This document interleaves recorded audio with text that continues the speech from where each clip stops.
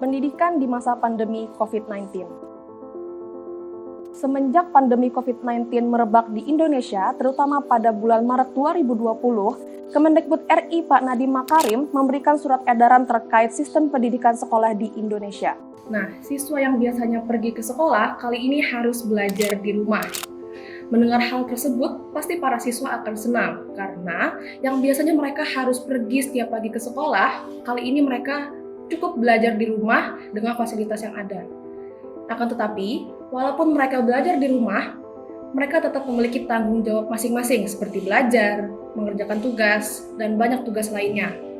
Nah, sebagai orang tua, mendengar hal ini pasti cukup membuat pusing karena orang tua harus mendampingi para siswa untuk mengerjakan tugas dan banyak hal lainnya.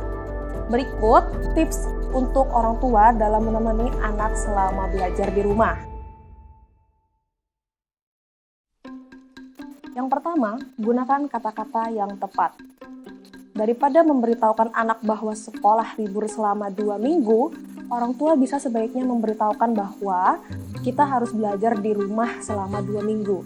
Karena kata libur dan belajar di rumah itu sendiri memiliki persepsi yang berbeda. Sehingga anak akan beranggapan bahwa walaupun di rumah, mereka tidak boleh bersantai seperti liburan biasanya.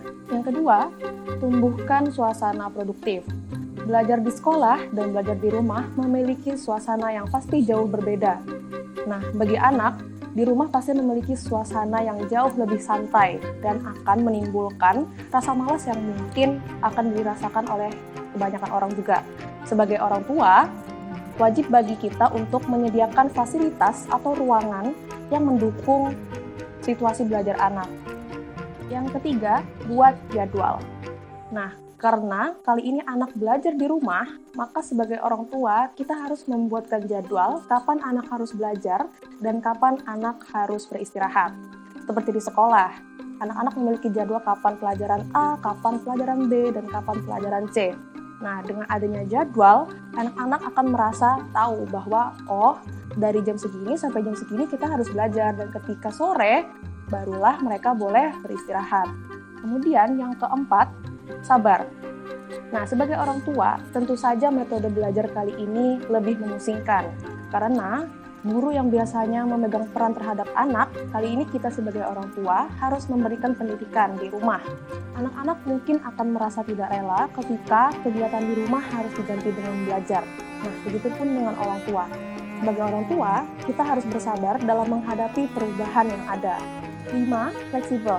Nah, walaupun sudah membuat jadwal bersama di rumah, sebagai orang tua kita harus paham dengan kondisi anak saat itu, apakah anak sedang malas atau mungkin sedang kelelahan.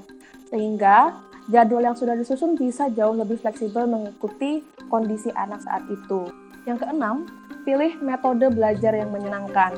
Nah, mumpung lagi belajar di rumah, orang tua bisa menggunakan metode belajar yang lebih menyenangkan bersama anak. Jadi, belajar tidak hanya terbatas melalui buku dan alat tulis. Orang tua bisa memanfaatkan semua media yang ada di rumah, seperti mungkin alat memasak atau alat-alat lainnya yang ada di sekitar anak. Yang ketujuh, memanfaatkan waktu. Nah, mumpung anak lagi belajar di rumah, orang tua bisa memanfaatkan waktu ini untuk berdiskusi bersama anak selain seputar mata pelajaran. Mungkin seperti mengenai pengertian COVID-19, kenapa kita harus diam di rumah, kemudian apa yang bisa kita lakukan selama berkegiatan di rumah, dan banyak hal lainnya.